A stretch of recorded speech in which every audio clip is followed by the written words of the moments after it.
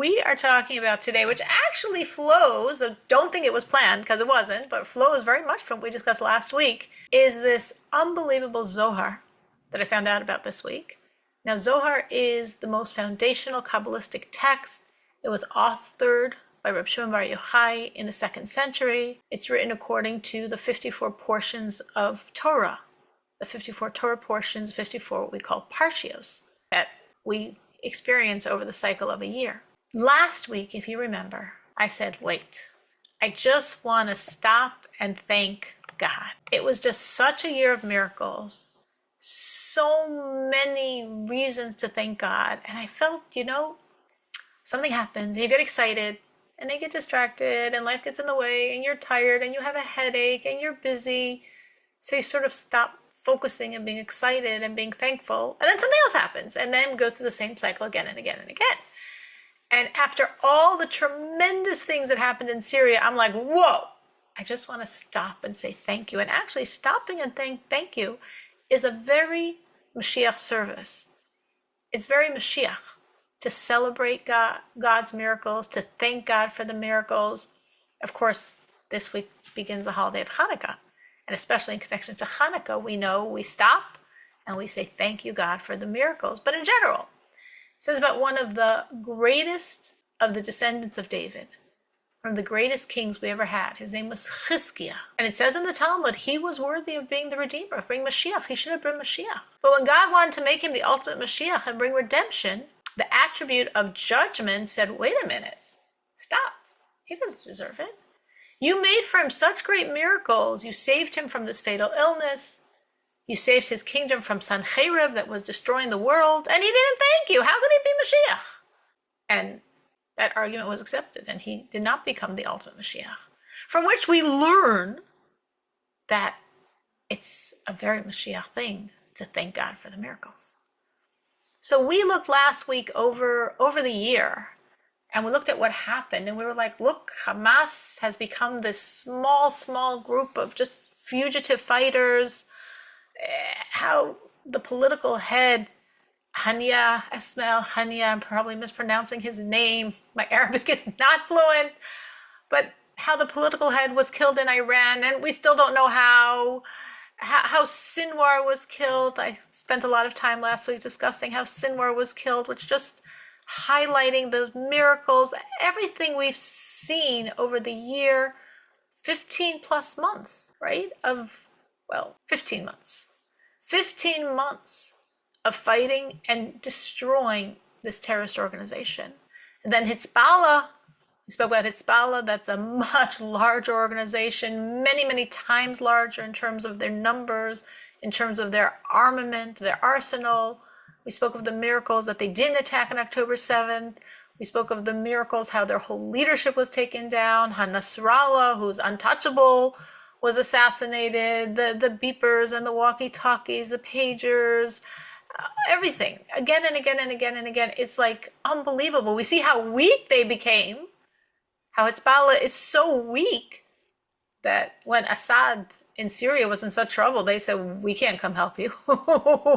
We've been helping you, since 2011. This time we can't come and help you. We don't have the strength. We're too decimated.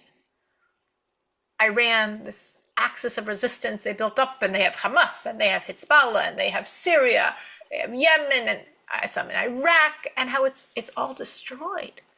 It's all destroyed. And what God did, taking down their president with a helicopter and hundreds and hundreds and hundreds of missiles they shot at us.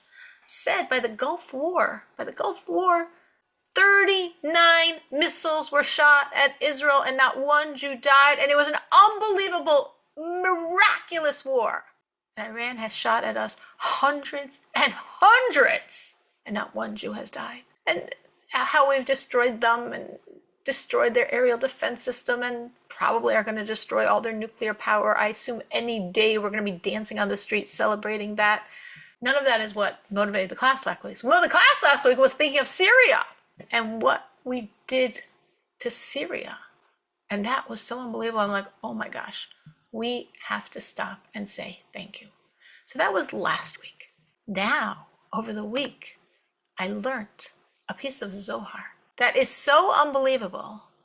I was like, wow, this takes everything I said last week and intensifies it unbelievably. Now, as I said, the Zohar is written according to the Torah portions. So this is a Zohar at the end of Balak. You could Google it in English online to look it up and read it yourself. Of course, as Zohar is written, it might be a little difficult the reading, but you can definitely find it in English. This is on the verse, I see him, but not near. This is part of a messianic prophecy by one of the most wicked, evil people ever. His name was Bilam. Bilam was a prophet, a true prophet of the Gentile world, because God said, I have to give them a prophet. Otherwise, they'll say, oh, well, of course the Jews serve you and da-da-da-da-da. We never had prophets. So God said, I'll give you a prophet and we'll see what happens. And the prophet he gave them sinned and brought them to break all to destroy the barriers they had set up to maintain moral lifestyle. He destroyed them and brought them to destroy them as well. But through his dirty, filthy, evil mouth came the beautiful prophecies of redemption of Mashiach. And we find 3 places in Torah. We have hundreds and hundreds of places in the prophets. But in Torah, we have exactly 3 sources for Mashiach. And one of them is the prophecies of Bilam. Why would God take such an evil person and give him such prophecies? It's the power of transformation. From the greatest evil, it becomes the greatest light. The greatest darkness is transformed to the greatest light. So from such an evil person, the transformation is most unbelievable prophecies about redemption. And on a verse from his prophecy discussing redemption, I see him, but not near, the Zohar says that there will be a Friday, the 25th day of the 6th month. Now the 6th month is a month of Elul, because the months start from Nisan. Nisan, Iyar, Sivan, Tammuz of Elul. We count the months from Nisan, the year from Tishrei, the months from Nisan. The 6th month is Elul. So on Friday, the 25th day of the 6th month, a star will be seen. Now this year, on the 25th day of Elul, the 25th day of Elul was not Friday, but I guess maybe, I don't know, flowing from Friday night, it was Saturday, so I'll give it pretty close for a prophecy of 2,000 years ago. On Saturday, the 25th of Elul, a comet was seen. This comet, according to the scientists, is circling, orbiting our planet over 80,000 years. Whatever that means, right? But it means a very, very rare occurrence of this comet that was visible to the naked eye. The comet was seen on the 25th of Elul this year on Saturday. The Zohar keeps talking. So we see a comet. Great. Now what happens? The Zohar says there's going to be a period of 70 days. Over those 70 days, there's going to be a lot of things stirring in the world. Great and mighty wars are going to stir in the world. And a very powerful king and ruler is going to rise up. A very haughty king. He's going to be very haughty over the other kings. He's going to be very intimidating over the other kings. Well, in the 70 days since we've seen this comet, we had a very powerful king rise up.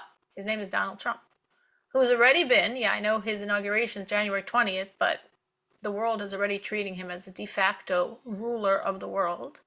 And he's been very haughty over the other world rulers and powers. Definitely we see a lot of haughtiness, a lot of intimidation, a lot of people scared, and a lot of people doing things because of that. Recently, probably one of the wealthiest people in the world, somebody in Japan, who, with Trump, I guess they were saying this together at some press conference, pledged $100 billion to invest in the American economy and to create 100,000 jobs. And when he's saying this, Trump says, maybe you could double that, 100 billion, 200 billion. This haughty king that's intimidating the world. So that's going to happen over the 70 days. So check. There was a star. There was a comet that was visible on the 25th of Elul. Check over these 70 days. There's been a lot of things stirring in the world, and a very haughty king has risen up over these 70 days. But that's not so significant to us. That's not so relevant to us. Who cares? Ultimately. The Zohar says, but then what's going to happen at the end of the 70 days? On the 70th day, this is how the Zohar says it, the Holy Land by the temple will shake and shudder, tremors. A cave under the ground is going to be discovered, from which fire is going to emanate and burn the world. And from that cave will grow, depending on how you translate the Zohar, a branch, or a very large bird, a very large branch, a very large bird, which is symbolizing the Redeemer, Mashiach. So the Zohar is saying, 25th of Elul, star will be seen. That's the beginning. We're going to count now 70 days. Over the 70 days, some very powerful, haughty, arrogant person, arrogant over the world, intimidating the world with his arrogance and power. Okay, check, check. And at the end, on the 70th day, Israel's going to shake. The temple is going to shake. There's going to be tremors. And then from that is going to come forth a fire to burn down the world. And from that's going to come forth Mashiach, the Redeemer. So what happened on the 70th day? I counted. I counted many, many times to make sure my counting was correct. On the 70th day, after that 25th of Elul, this year, it was Shabbos, Saturday, December 7th. That night, the capital of Damascus fell. Now, most of the papers say it was Sunday, December 8th, but because of this prophecy, I actually found, I did a lot of research for this. I searched a lot. I fact-checked a lot.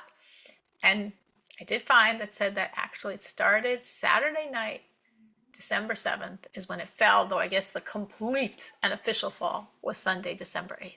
What happened in Israel? We didn't hear of any earthquakes in Israel.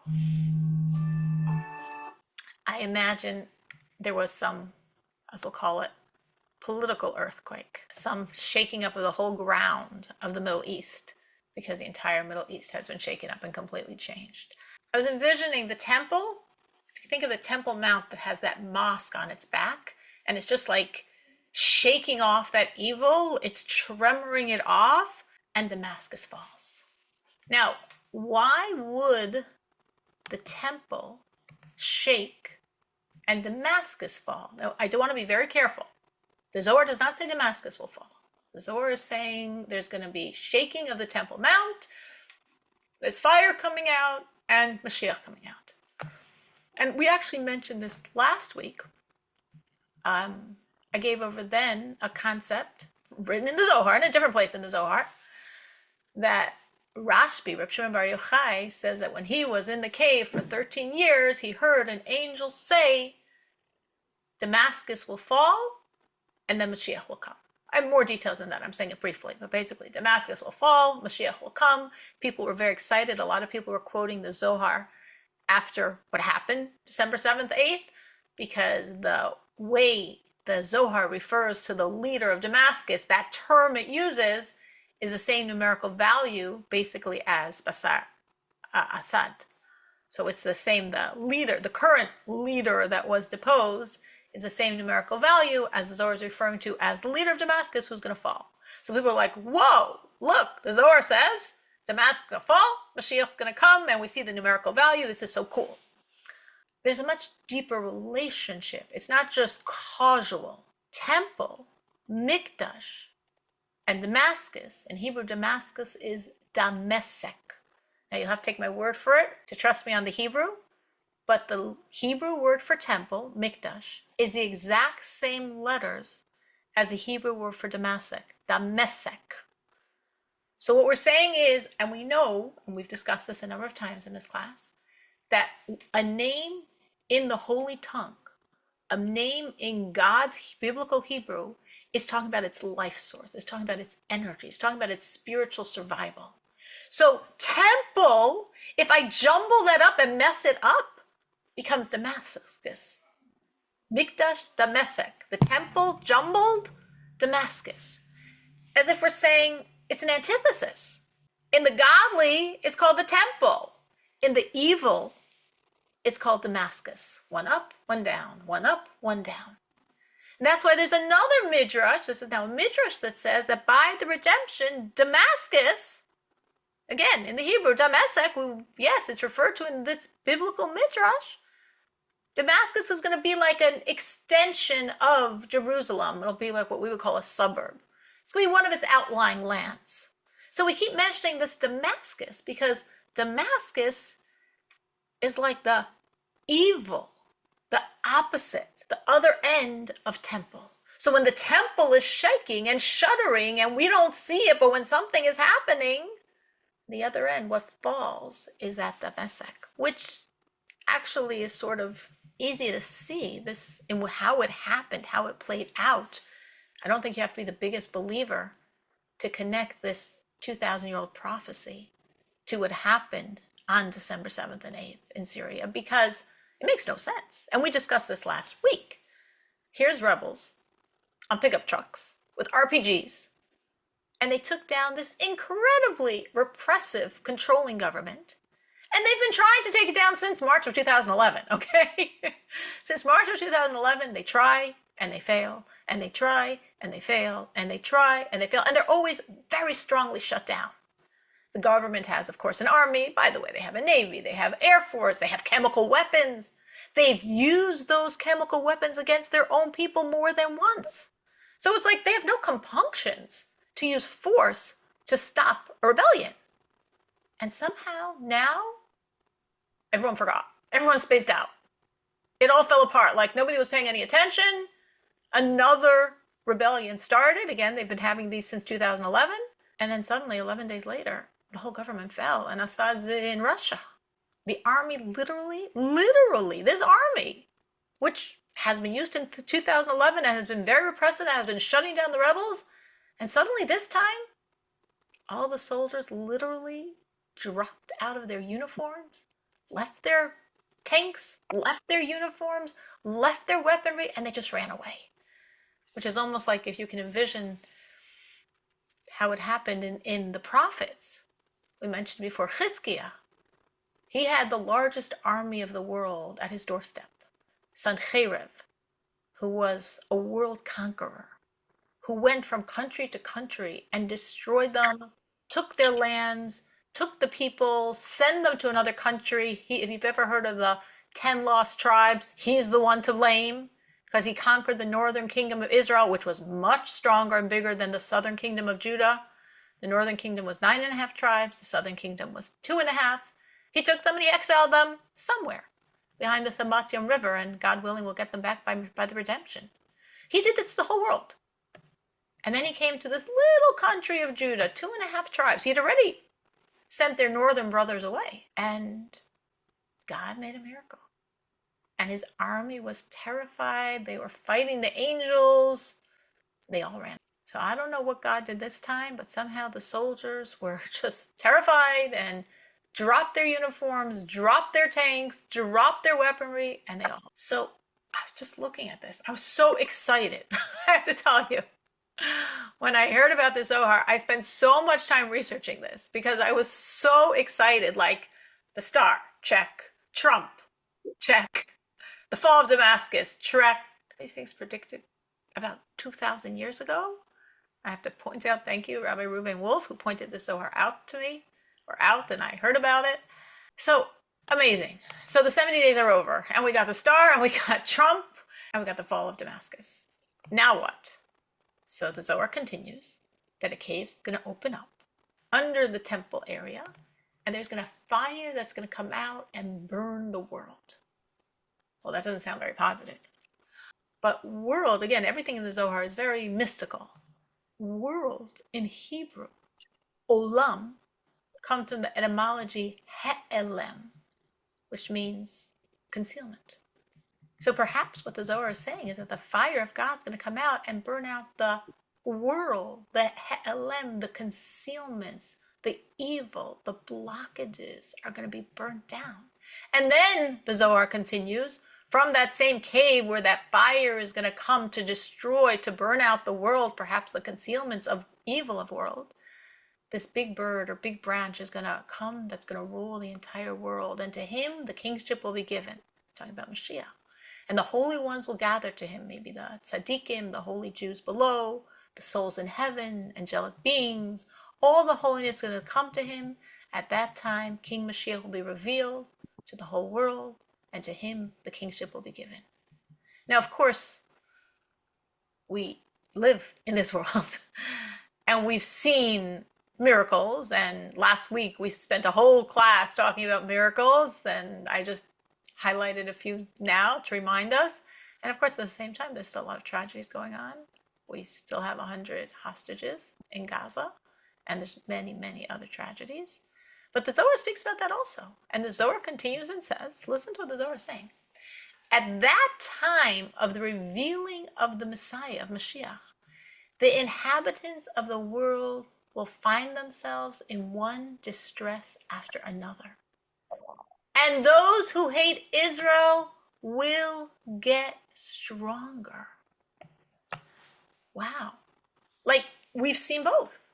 We've seen all these miracles.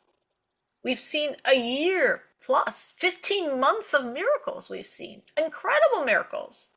And we've seen 15 months of tragedies. And we've seen 15 months of rising anti-Semitism. And the Zohar is saying, yeah, this is going to happen and this is going to happen. There's going to be the destruction of evil. There's going to be the rising face of anti-Semitism, the pains, the distresses. The word Zohar uses distress after distress, tragedy after tragedy. Evil, those that hate the Jews will have this loud voice. I can't believe the loudness of their voice. I'm sure none of us can, but maybe you're from Russia, so you are not as surprised. I'm shocked. I'm from America. So we see the positives, amazing miracles, and we see tragedies and anti-Semitism. But the Zohar is speaking about both. And the Zohar says, then the spirit of Messiah, of the Mashiach, will stir against them and will destroy the wicked Edom, and the entire land of Seir will go up in flames. The evil will be destroyed. So people in the world during this time will be in difficulty after difficulty. The enemies of the Jews will still be trying to fight Jews, and Mashiach will come and all the enemies will be destroyed. So tragedies and miracles, actually it's not a contradiction. But when we're saying the enemies will be destroyed, I mean, we've seen a lot of that already, of course. We saw the destruction of Hamas, of Sinwar, of Nasrallah, of Hezbollah. In Iran, we saw lots of destruction of evil, but there's still evil around. And maybe that evil doesn't have to be destroyed the same way Hamas and Hezbollah and Sinwar and Nasrallah went down. We're coming from the 19th of Kislev. This was last week, the 19th of Kislev, which is a humongous day on the Hasidic Chabad calendar. It's a day that we view as the Rosh Hashanah, the new year of Hasidus. And we very much focus then on a verse from Psalms, from Tehillim, from chapter 55, Pada b'shalom nafshi mikravli ki b'rabim hayu imadi, which means the enemies are going to fall. But not the enemies will be destroyed in the traditional way. My enemies are turning into allies. This goes back to the David, of course, the author of Psalms, who, when he was unfortunately in a civil war with his son Avshalom, says that the soldiers of Avshalom were praying to God that David should win. That doesn't make any sense. It's true. They were on the side of Avshalom and they were praying for the success of David. Pada b'shalom nafshi, my soul be redeemed in peace. Yes, there's evil, but it doesn't mean that the people have to be destroyed. A lot of people were destroyed. A lot of evil was destroyed. It was an amazing year of destroying evil, and what's left should be like this verse, should be transformed, as I said, from enemies to supporters to advocates to allies. So when we're looking at this fall of Damascus as fulfilling this ancient prophecy of Mashiach, I think what most affirms this, because otherwise you could say, all right, so it's written in the Zohar. Yes, we can all read the Zohar ourselves and see it. You can find it in English. And there was a star, and okay, there was Trump. Maybe he's fulfilling that. Sort of matches. And Damascus fell. Okay, 70 days is pretty cool. Maybe, but who knows? That's true. Who knows? But I think what you see after just affirms so much that something huge is happening here. And we discussed this last week, before I knew about the Zohar. What did we see that so shocked me, that so made me feel, wait, we've got to stop and take a class to thank God? What happened after? We didn't take the class to thank God about the fall of Damascus. We were thanking God for what happened with the Jewish people because of that. And what did we see? We saw two things. Two things we focused on. I mean, there's many details, but two main points. That the Jewish people in Israel had the boldness and the courage to take the rest of the Golan Heights, and how the Jewish people had the boldness and the courage to bomb and destroy the military might of Syria. That is messianic. And that's what inspired me to spend a class last week thanking God. Why is that messianic? Because after how the world has treated us, for us to have the wisdom to know what to do and the courage to do it, despite knowing what the world would say. And you know what the interesting thing was? We did it despite the protests we knew would happen. And actually, the world protested very, very, very little. 3 countries came out. Nobody in Europe protested. They were glad we were destroying arsenal to not get in the hands of ISIS or another jihad state. 3 Arab countries, Egypt and I think Egypt, Iraq, and I don't remember the third one was. Maybe the Emirates. 3 countries protested. That's it. And nobody stopped us. And what was amazing was even the rebels barely protested. Even the rebels, when they're being egged on by reporters to make some strong statement against what Israel's doing, they barely said anything. Like they were scared or whatever's going on. I don't know. God runs the world. But they themselves barely said anything. So this idea, these 2 things are very, very, very Mashiach and very in sync with this Zohar.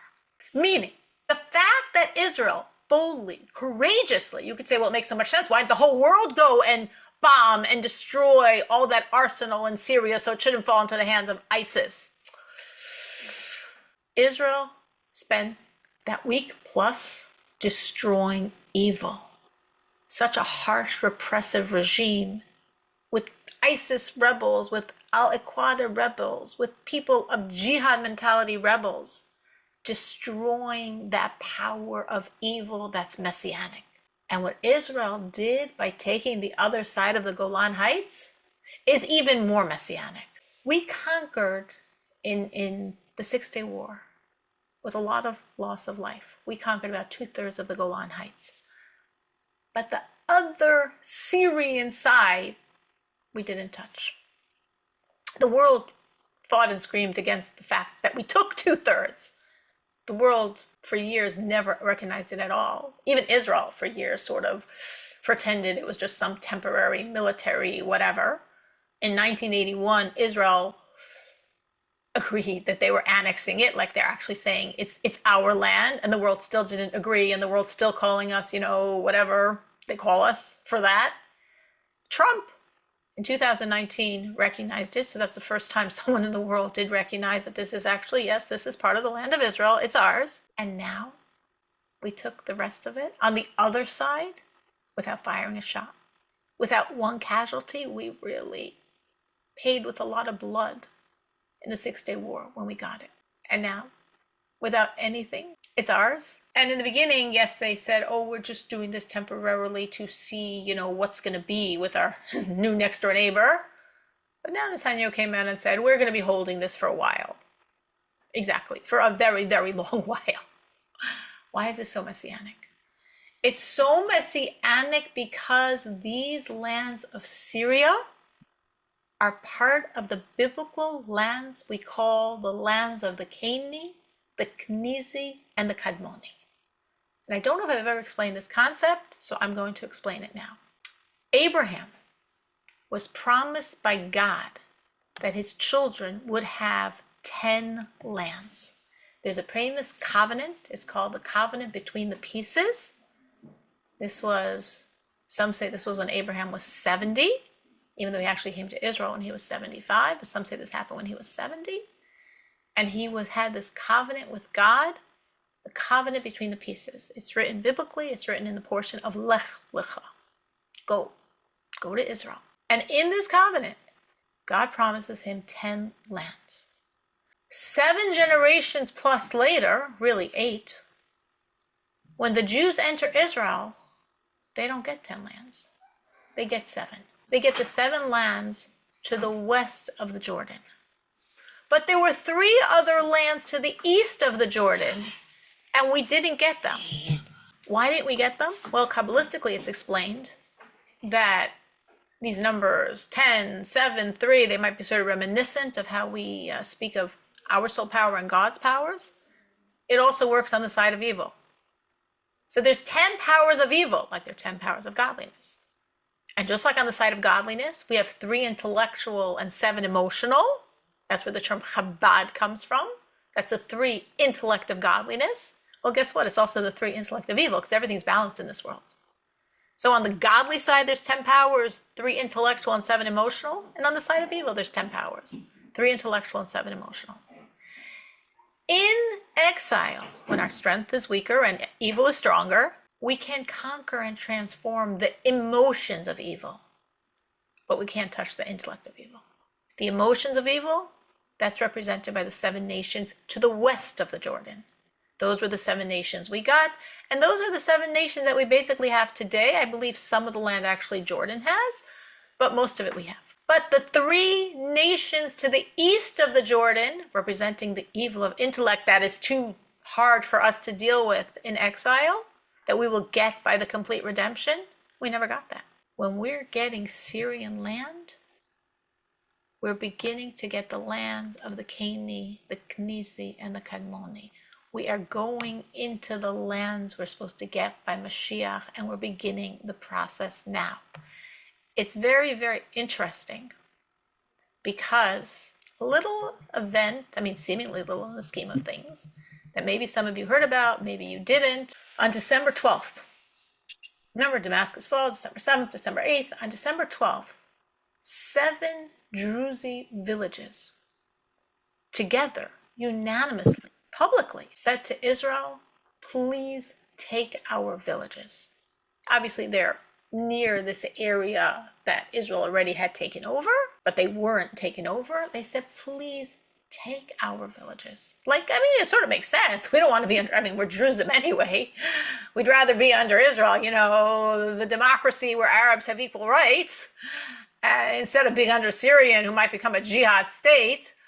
Whatever their intentions were, bottom line, they said, take our 7 villages. We want to be part of Israel. It sort of makes sense. It's brave of them to say this publicly. Who knows what Syria might do as reprisals, but it sort of makes sense where they were coming from. But on the spiritual level, it's unbelievable. Because these 7 villages are Syrian land. These 7 villages are part of the lands that are the Keni, Knizi, and Kadmoni. These are lands we're supposed to get by Mashiach. Lands that Abraham was promised and we never got. East of the Jordan that we never got. And they're offering them to us now. It's a small beginning. It's 7 villages, but it's a beginning. And this is very, very strong. Actually, even stronger if you know something the Lubavitcher Rebbe said in 57-52, in the fall of 1991. Remember, I said that God promised us the 10 lands in the Torah portion of Lech Lecha. That's the Torah portion where God and Abraham make this covenant, the covenant between the pieces, and God then promises 10 lands, and we know we got 7, and we know the other 3 on the eastern side of the Jordan we will get by redemption. So the Lubavitcher Rebbe, in the last talk he gave us to date, on this Torah portion, he said that already now we're going to be getting the lands, these Keni, Knizi, Kadmoni lands, and this is what he writes. This is what he said. And they will be given to us by the nations that live there from their goodwill. Now, I have to say something honestly here. The Rebbe said this in the fall of 91. I have learned this talk many, many, many times, obviously, between the fall of 91 and 2024. And this year, I remember very clearly this year, learning those words and being like, wow. Like just that vision to say that we're going to get the lands, to say we're going to get the lands now, to say the nations from their goodwill will give us the lands. It struck me. It just struck me the incredulous concept And that's what just happened. These 7 Druzy villages, from their goodwill, volunteer to us their land. It's the beginning, it's small, but it's opening up the channels of the lands of Knesset Kadmoni. That's why I'm saying it's very, very messianic. And this whole concept of destroying and transforming evil, how the enemies become the allies, how we're going to destroy the evil, which we've destroyed, Nasrallah, Sinwar, traditional destruction, and then the transformation. So that same day, the same day those 7 Druzy villages offered us lands of the Knesset Kadmoni, that same day, a politician in Lebanon, Wiam Wahab, who was an ally of Hezbollah in Lebanon, he publicly said, we don't want war anymore. Make peace with Israel. And he said, I urge the Shiites, like Iran, like Hezbollah, like Hamas, the Shiites, I urge the Shiites to normalize relationships and make peace so we can all live in peace. The resistance axis is over. Nasrallah is gone. It's over. This is Padar Shalom Nafshi, my soul is redeemed in peace. This is the enemies turning around and saying, we don't want to be enemies anymore. So to me, this was like unbelievable. Unbelievable. I was like, wow, to know this, I was so excited. I actually spent a long time, as I'm saying, fact-checking and the Zohar and all the different current events. I wanted to make sure it really, really, really matched up before I was going to share it. And my bottom line of all that is, what do you take as your bottom line? I got to talk straight for an hour and nobody interrupted me. What do you take as your bottom line from knowing this, from looking at the current events and putting them within the frame of reference of Zohar, of 2,000 years ago, a star, a leader, the tremors of the temple, the fire that's going to destroy the evils of the world, the rising the anti-Semites, the tragedies, and all this for that great bird, that great branch, for Mashiach to flower. Does it mean that coming of Mashiach is really close? What else? I mean, Mashiach. What do we do when we know it's that close? That's what I was thinking. Wow, what do we do when we know? I was envisioning, like, when Mashiach comes and people look at us and be like, wait, you lived through it? You saw that, and what did you do? You must have been like just, I don't know, every day dancing or every day doing whatever. And we're like, yeah, we noticed, but we were a little busy. What were you busy with? A very important things. What were you busy with? What were you so busy with that you got distracted from the unfolding of Mashiach? They will ask, when did you realize that he is coming? That's what they will ask. Yes. Or where were you when Where were you? Yeah. Where were you? Well, so what can we do? What should we do? It's exciting. It's exciting, I guess.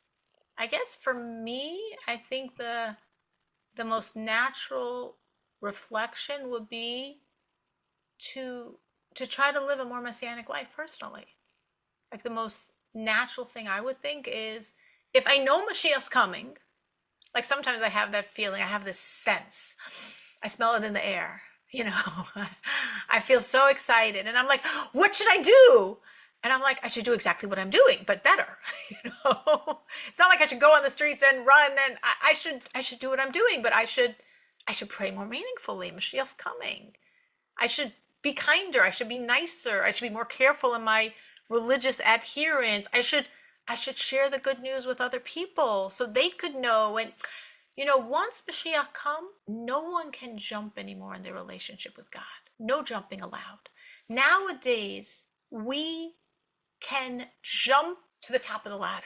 We can turn our lives around like this. And people are, and people do. We can make monumental jumps, monumental changes.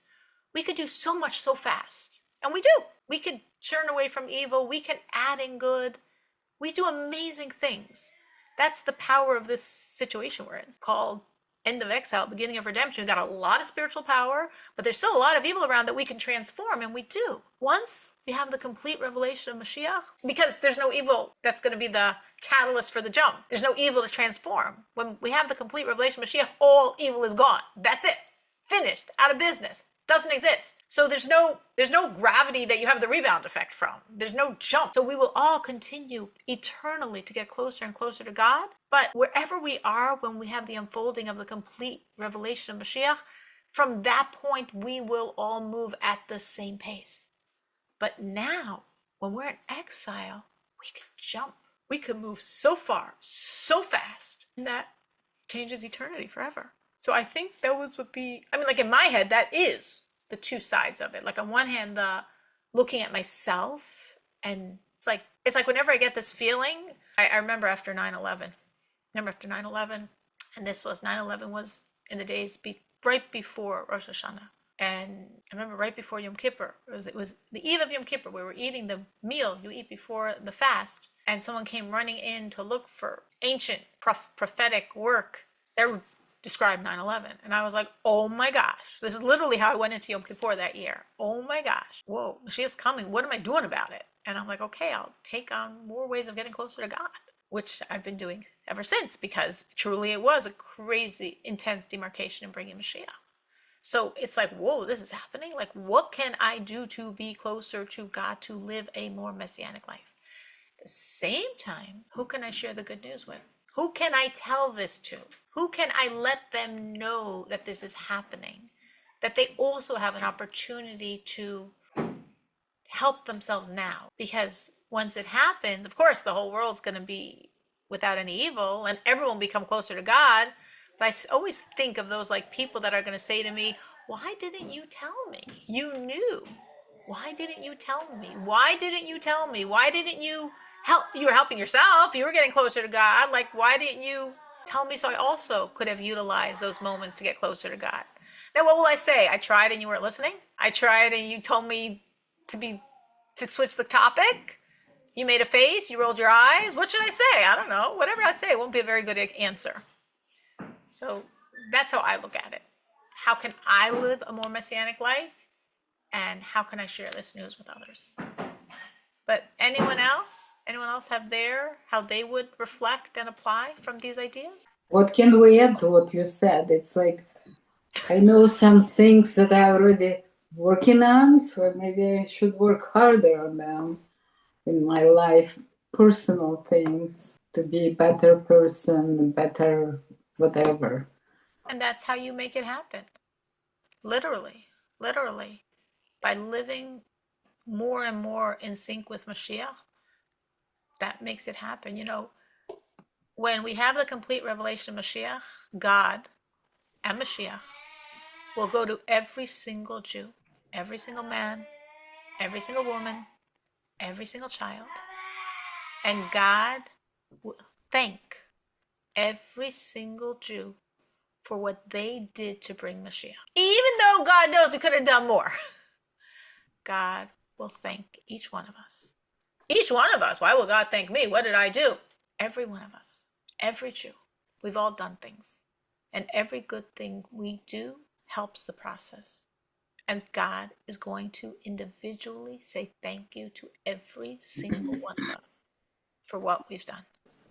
So yes, every single thing we do to be even better makes a difference for everything, for the cosmos, for God, for Mashiach, for the world, for all the souls above waiting and saying, it's so auspicious. Come on, guys, just a little push. And that's what we do. All right. So as I said in the beginning, Hanukkah is this Wednesday night. I hope everyone has menorahs. If you don't, I'm sure there's some store near you that sells. If you need and you come to my house, let me know. I would be so happy to give you. And I have many, many, many. And I hope Monday, not if you're coming from New Jersey, not if you're coming from California, but otherwise I hope everyone will be able to make it to my house for us to have another wonderful potluck Hanukkah party class that we'll learn a little and eat a little and have the joy of company, person to person, not screen to screen. One should have a very joyous Hanukkah. It's perfect timing for everything I just said because Hanukkah is the time of miracles. So we would like to see those miracles, and it's definitely the time. And we'd like to have them on a personal level as well, and all the miracles that every one of us needs, that we want, that we hope for. God, Mashiach's coming. Come on, just push these through as well. We should have a very, very, very joyous Hanukkah. Thank you so much. Thank you. Thank you.